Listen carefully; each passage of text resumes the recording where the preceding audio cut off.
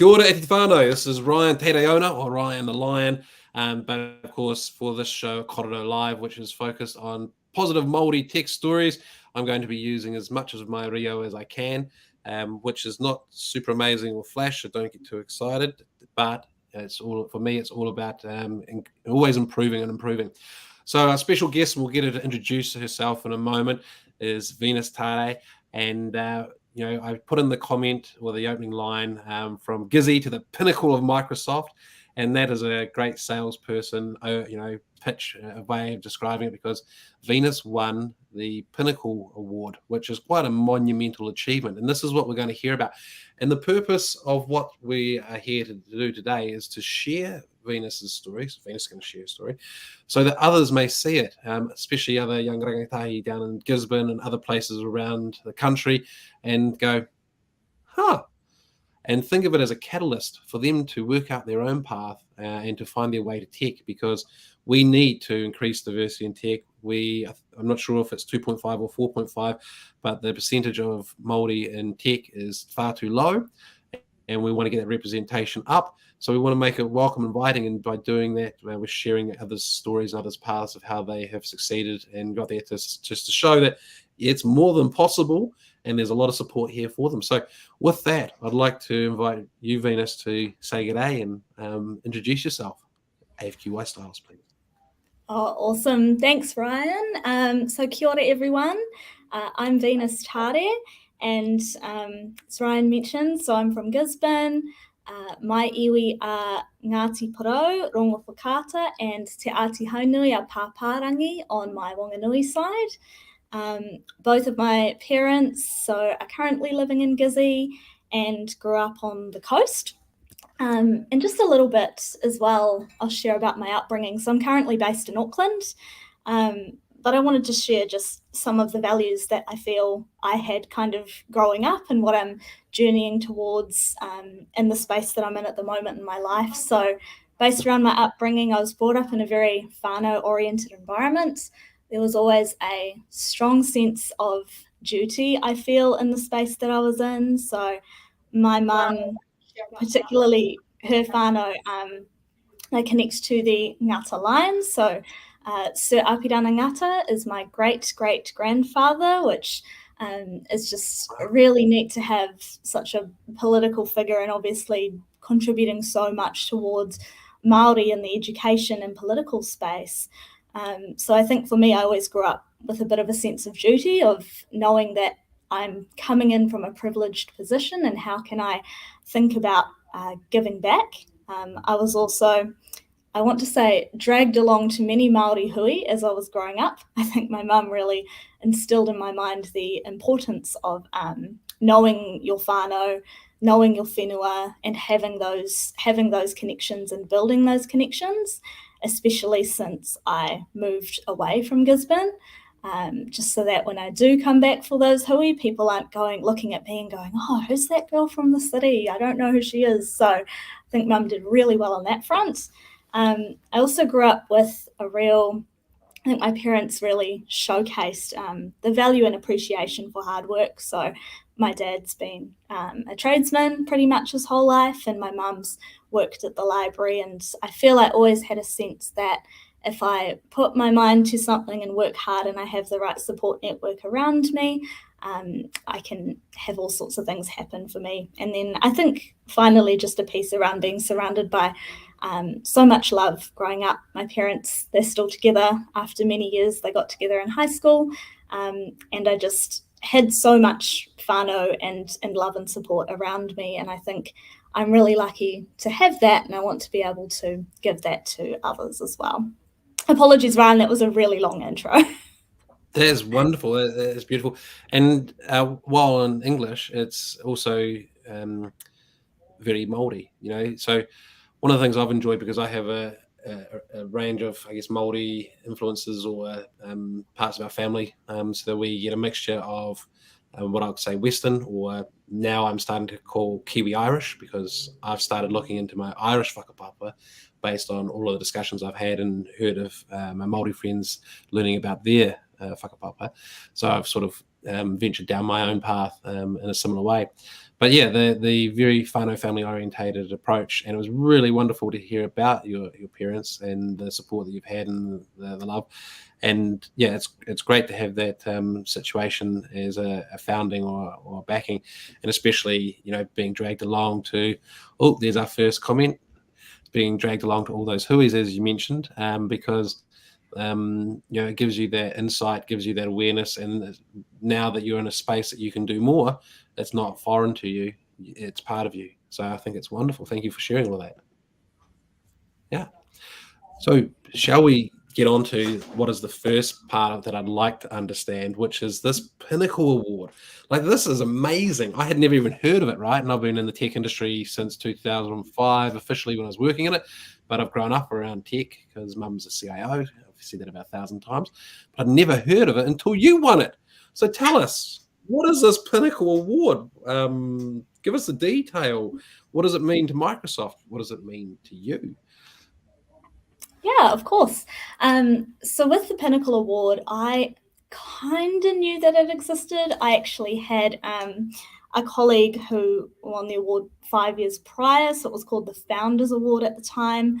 But basically, the Pinnacle Award is it's like the top award or recognition in the sales organization part of Microsoft. So it's called MCAPS, Microsoft Customer and Partner Solutions Organization.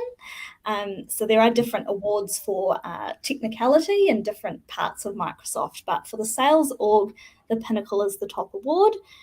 So there are a couple of tiers for Pinnacle, and that's recognition for going above and beyond. So not just hitting your sales target per se, but also in terms of what are you doing to embody Microsoft culture and give back, and all of those pieces as well. So you've got the Gold Award, which is one tier, and then the Platinum Award. And then from that pool of Platinum Award winners, they select the Pinnacle winners. So there are about approximately 20 Pinnacle winners across the entire organization of about 180,000 employees, and that's 20 worldwide. I can't do maths without a calculator, but that's like a 0.00001% of the total population of Microsoft. So it's an amazing achievement. So are we allowed to ask, being sales orientated, what was it granted to you for? Like, overall achievement, something special? Give us a bit of a picture of how you earned the award. Yeah, of course. So there are a couple of components that I break down in terms of getting the award. So the first one is sales achievement. Oh goodness, it feels funny saying it out loud. You're allowed to. You're allowed to. I know. Don't worry about being. It makes me want to cry. So I led one of our largest hardware deals, or the largest hardware deal. Excuse me. The largest, not one of the largest, the largest. Come on. I'm going to keep bringing you back to the reason that you won this, right? It's the largest, and congratulations. So there we go, please. Oh, thank you. So yeah, the largest Microsoft Surface hardware deal that we've seen in Aotearoa, which is awesome. We had customers really, really cool. I'm lucky to be working across such amazing customers. But this customer in particular, they were having challenges with their hardware fleet, and we went in with a solution just to bring them a better customer experience. And the roles that they do are really impactful within the community as well. So it was really neat to be able to support them and guide them on that journey.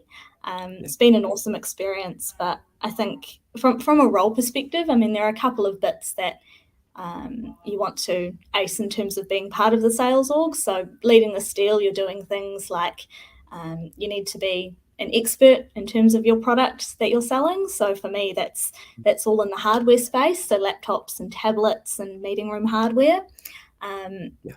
Working with the customer, working as an interface, so managing V teams. So there are quite a few components to that as well. There are a few challenges, I think, for me too. So for one, I was early in career, so just coming out of the graduate program. And we also had quite a few stock challenges given that it was in the midst of COVID. So just a lot of planning around that front. So that was one component of the award, but the second part was the contribution to Māori and Pacific, I think, achievement, not only internally but externally and out in the community as well. That's one that I can't really pinpoint it to one specific event, but when I think back on my time that I've been here at Microsoft since an intern, I love to support our early in career by being a mentor. I've done reverse mentoring with senior leadership to share feedback on my experience as a young Māori in tech and some of the challenges that I go through and how we can think about working through some of those challenges, and just providing insights and guidance across Indigenous kaupapa that we do, but supporting other organisations as well. So coming into panels and doing things with OMG Tech and other organisations that are doing so much in the community already. And I feel like that's all them coming in and doing that. They're just asking me to come and share my story, and that's the one thing that I know I can do confidently. But we've got so many amazing community partners who are out there doing the mahi, and it's cool to see. That's really good, and I'm so pleased to hear it because why you're here telling your story on Kōrero Live as well. It's a great story, and I think inspiring for a lot of people.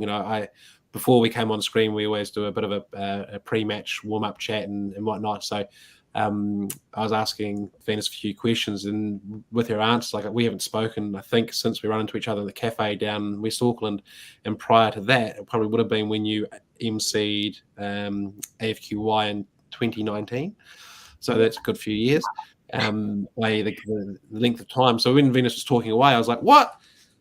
You sound like the super pro now. I'm not allowed to call Venus a super pro, but as you would have heard her talking about, people early, what was the term? Early career stage, but all the lingo, the jargon, like when we first met, you didn't sound like that, but you are now, as I lovingly say, it's a super pro, and it's a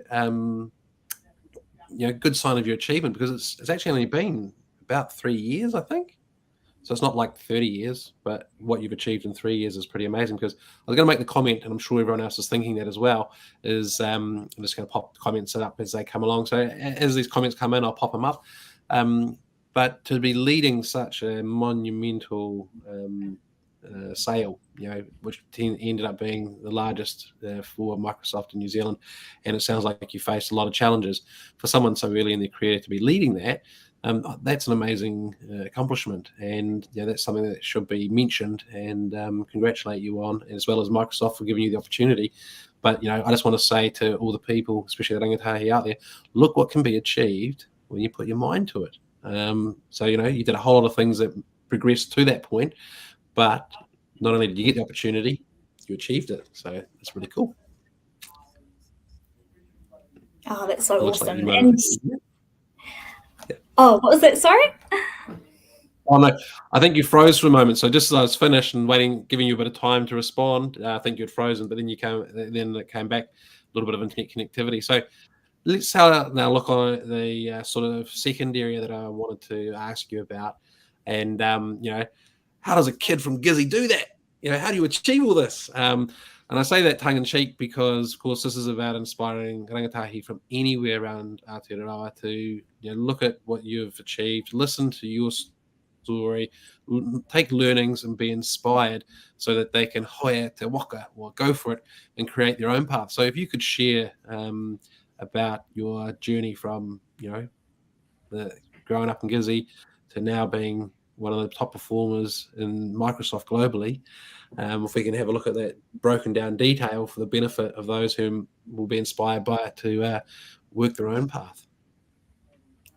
Yeah, of course. I think what comes to mind when I look back on my career journey, and just for context, I'm 26 now and I moved from Gizzy when I was 17.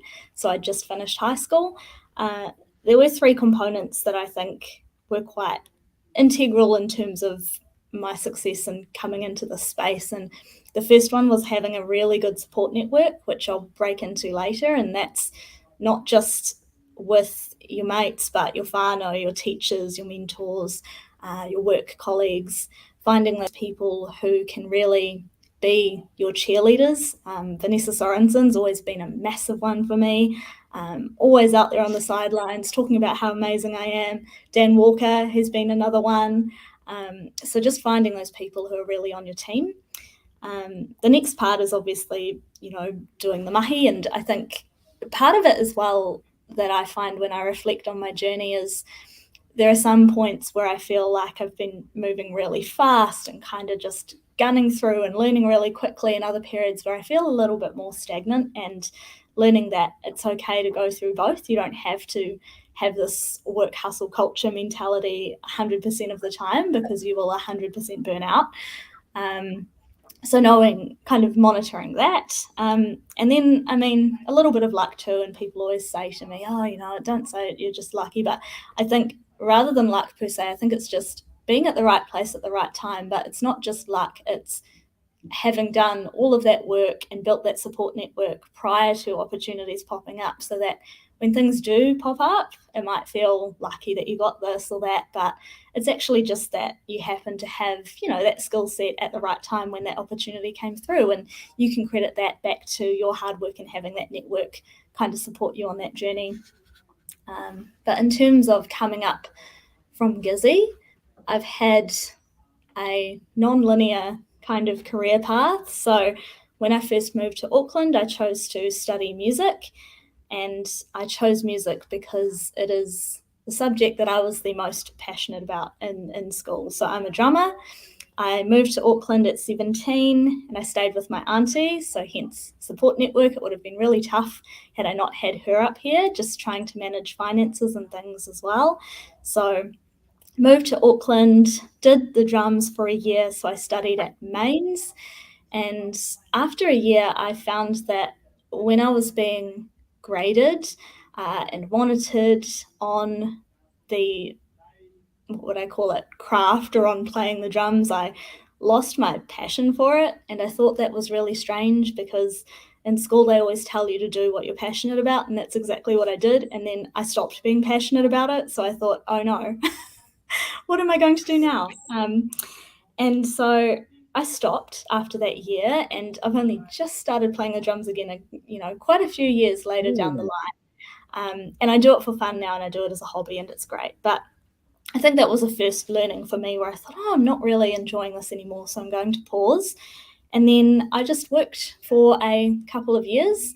I thought about jumping in to study something else, but I just wasn't sure about what I wanted to do at that point in time. So I worked some odd jobs. I worked at 3 out of 4 of the op shops on K Road. That was a mate at Mains who got me that gig working in the op shop. So I did that for a couple of months. And then I went over to Turner's Auctions.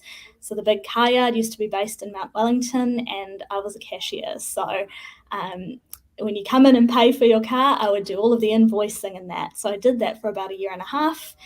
And at the end, about a year and a half in, I enjoyed the job. I enjoyed communicating with people, my colleagues around me, but I just felt a little bit stagnant, like I wasn't really learning anything else. And I did ask my manager, I said, hey, is there room for me to move into finance or maybe progress up to a office manager role? And at the time, they didn't have any positions available. So I thought, okay, I could either sit here and just kind of roll with it or do something else. So I was trying to toss up between whether I get another job or go to uni. And I decided to go to uni. At that time, it was quite tough for me because I went from working a full-time job to studying and having no job, which made me a little bit nervous. So I moved out of my flat, so I was flatting, and back in with my auntie and pursued a Bachelor of Business degree at AUT. And it was a really good decision, I feel, that I made. And I mean, I'm thankful, like I said again, that I had my auntie to support me when I was going through that period. And then once I started uni and realised, oh, yeah, okay, I think I can balance this with a job, I went back to Turner's and started working there again. And then, yeah, after that, it was another choice that I made. So it was through university. So we have Māori peer mentoring networks at AUT. So shout out to the AUT Māori Liaisons team as well.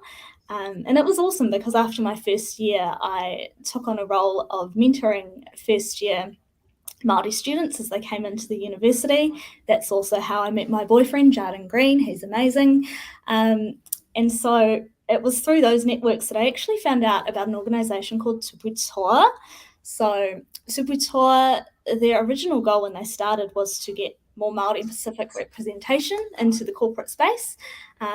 Now they're really gunning it, and we've got some massive goals across the Tupu Toa team as well. But I was actually, and this comes back to the support network comment, but I was actually late to apply to Tupu Toa. So I missed the deadline, and I found out about the program after the deadline, and I thought, oh no, I've missed it, and oh well, I guess I'll have to go back to Gisborne and work at my old job until I and get an internship next year. And it was actually my boyfriend's best mate, Te Huia, who came and told me, hey, Tupu Toa are looking for business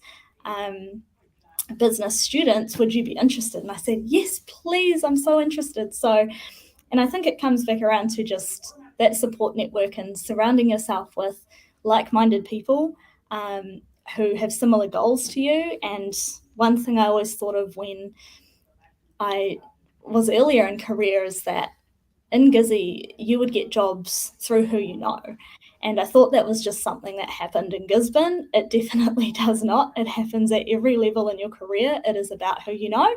So coming back on that networking piece, just super important to surround yourself with those people who are going to help you on that journey. Where was I? Back to study. And then through the Tupu Toa internship, they paired me up with Microsoft. So I came in and had my first interview with Vanessa Sorenson, and that's how I started my internship. And then from the internship piece, I moved into a graduate role and have just kind of closed off and moved into, I should say, an FTE, so a full-time employee at Microsoft now.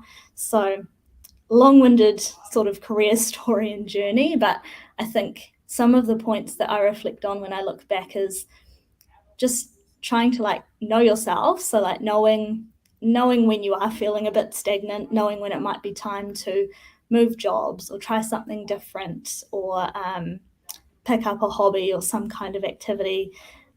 Because I think I figured out whenever I felt that way, I always knew that something needed to change, and it could have been the career, it could have been my environment, could have been the people around me, but just trying to stay aware of that stuff and aware of how you're feeling in different situations, because sometimes I think it's really easy to just kind of ignore all that stuff and keep just doing what you're doing, right? So I guess that's something I'd reflect on in that space.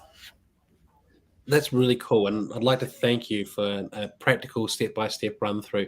So this will be available for people, because what I want to reflect on for you, having shared, is that quite often you look at someone like, let's say Vanessa Sorenson. You look at Vanessa Sorenson, go, managing director of Microsoft.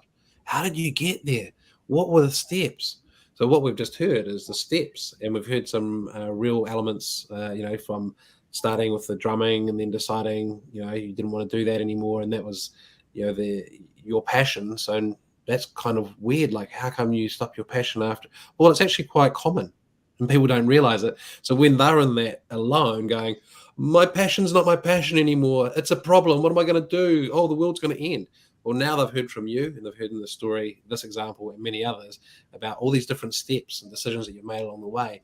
So when they face them, they're not going to be so foreign, they're not going to be so weird, and they certainly won't feel as though they're so wrong. So thank you very much for giving everybody a really nice practical rundown. You may or may not be aware until I said that, just how helpful it will be. The one thing just to touch on was the support networks, and you talked about it's who you know.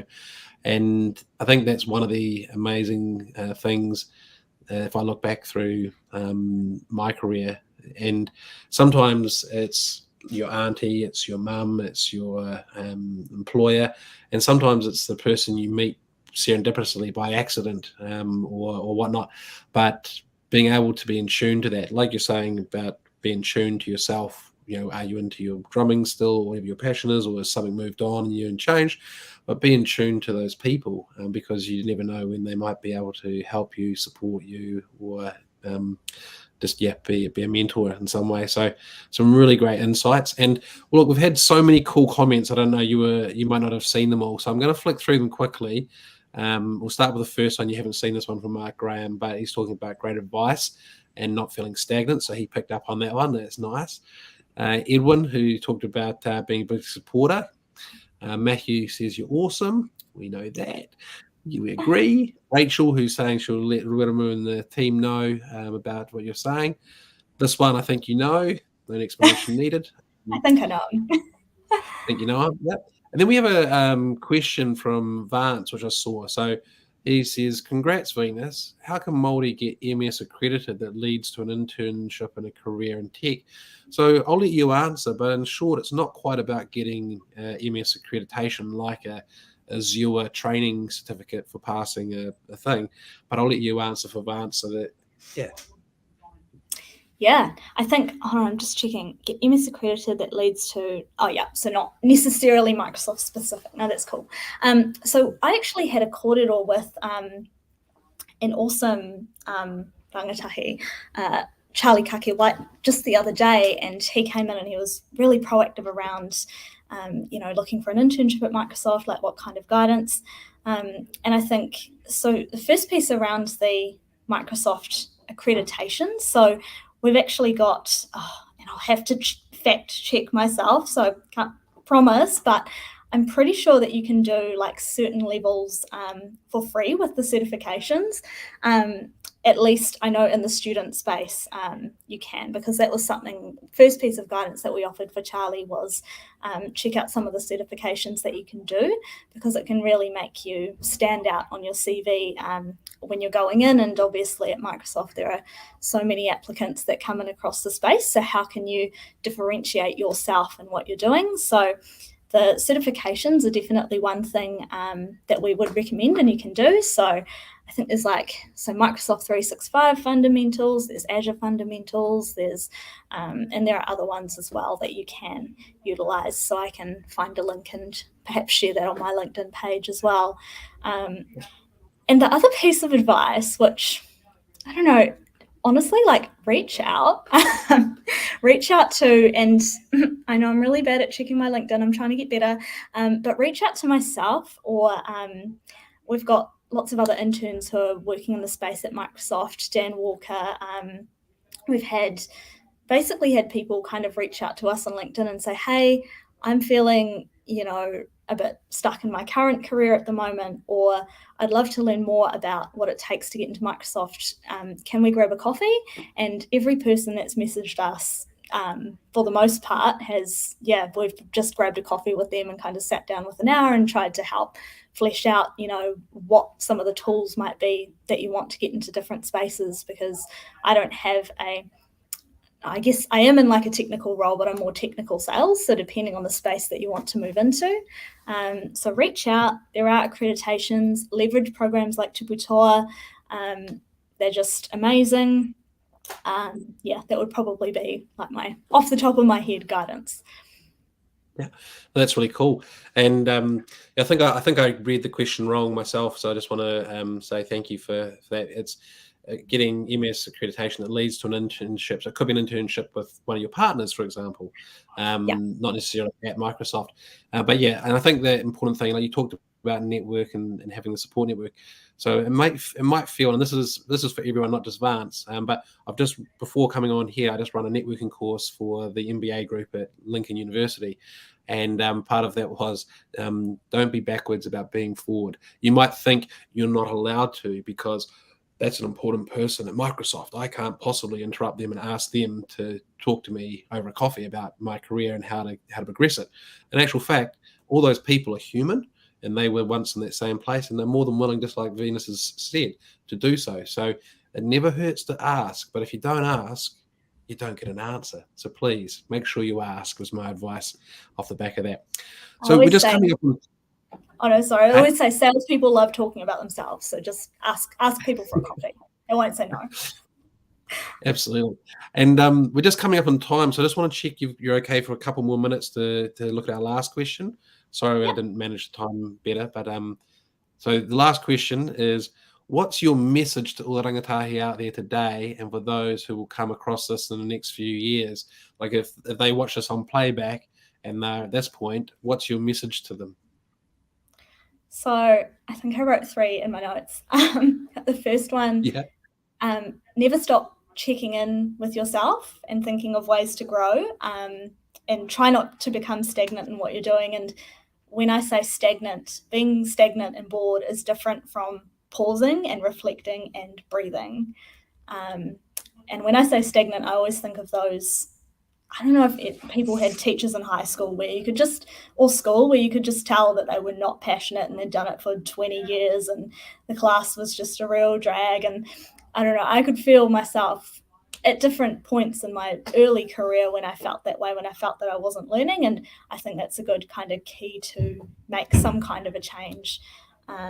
But yeah, it's okay to stay still and reflect as well and pause. That's different. So I wanted to make that clear.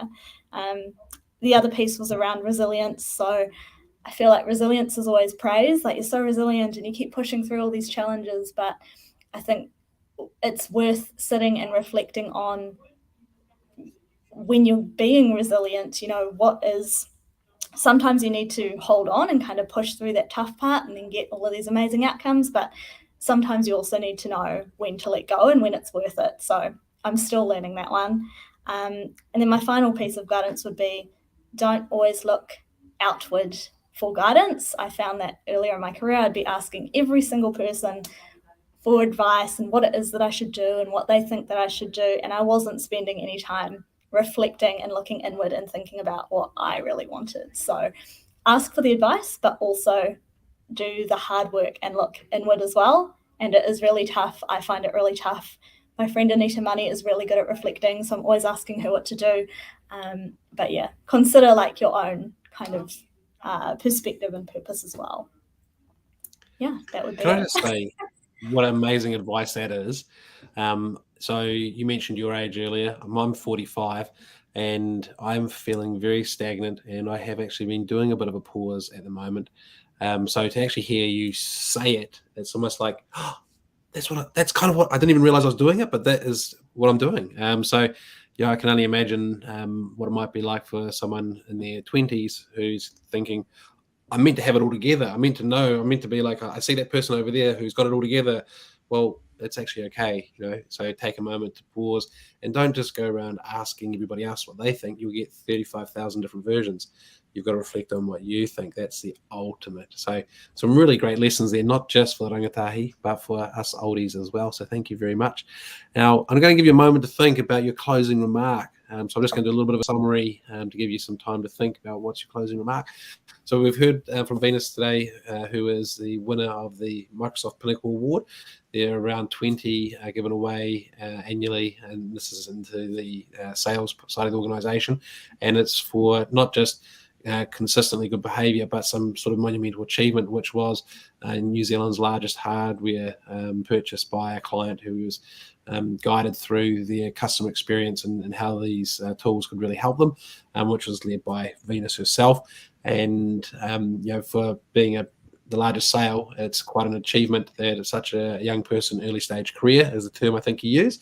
So you want to say congratulations on that, and that really talks to why you won that award. So we've had Venus sharing her story so that other young people, especially rangatahi, can look at this, because we're trying to encourage more young Māori people into tech and sharing stories of other Māori people in tech so that they can say, oh, yep, I can do that, I can see that, and to give the practical rundown which we've been through. So we've had a good practical rundown of the steps and some really non-linear, I think you called it, and I did the squiggly line.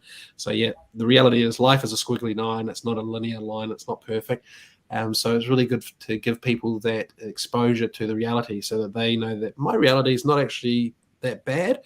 Everyone's reality is probably be out the same in some way, it's squiggly line. And then through to the advice, which we've just gone through, so I won't repeat that because you just all heard that. So with that, your closing remarks for everyone from the rangatahi through to us oldies, what would you like to leave us as your parting remarks? I think closing pieces, if I had one other bit of guidance that I wish I'd kind of known early on, is just to, I know I shared a whole bunch of things around being stagnant and resilience, but one of the biggest challenges that I faced and that I realized once I was vulnerable and shared with others that a lot of people face is confidence and self-doubt. And that was a massive, I felt a lot of that coming into my career. And I think my guidance would be just to always assess and check in with your learning, but just take things one step at a time, because sometimes that's all we can do, is just move forward piece by piece. And yeah, that would probably be my final bit of guidance, because sometimes you're doing leaps and bounds and sometimes it doesn't quite feel like that, but it's okay to just take a tiny step, as long as you're going in a direction. Beautiful. One step at a time. Baby steps, I think, is the classic cliche. Take baby steps towards the goal. So yeah, that really nice piece to close out on. So I just want to thank you on behalf of all of our listeners, and I thank you on behalf of all of those who will listen in the future. And I really hope, and I do expect, that there will be a range of people that get access to this one way or another, and it has an impact positively on their life and their decisions. So thank you once again. And with that, we can say ka kite anō to everybody, and let everyone get back to their day. And congratulations on winning the award. Congratulations on everything you achieved. You probably won't feel comfortable saying yourself, but bloody well done, mate. It's awesome. I love it. So have a great day, and thank you so much for everything you've given to everyone here today. Awesome. Thanks, Ryan. Thanks for having me. This has been fun. Cool. Cheers. Well, we'll say ka kite anō to everyone. Thank you so much, Venus.